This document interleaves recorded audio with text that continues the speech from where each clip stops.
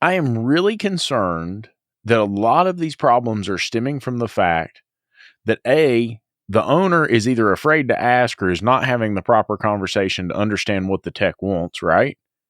And the tech is not having the proper conversation with the owner, whether it's in the initial agreement. In other words, like I think as an employee, you have a responsibility for yourself to understand what that conversation sounds like, what it is that I want, make sure it's on paper, make sure that we're all getting what we've said, right? What's your minimum level of acceptable performance? Okay, great. I can meet your minimum level of acceptable performance. Here's what I need to be whole financially, right?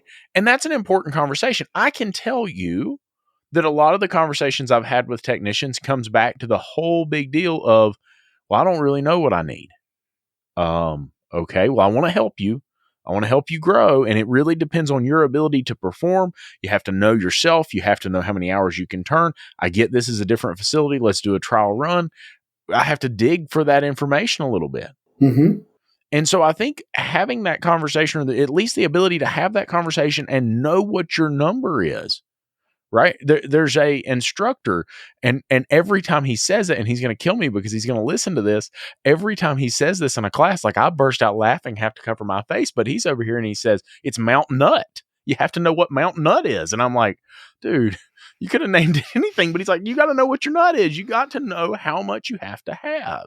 Can't agree more. And Jason, so important.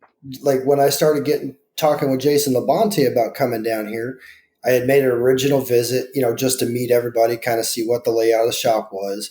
And when I came back the second time, I mean, I'd already met Stretch the first time, but the second time is when me and Stretch went to dinner and, kind of discussed, we didn't necessarily discuss exact numbers, but kind of where I was, right. And like it was probably 3 or 4 days later when he sent over the offer letter, and it was exactly that.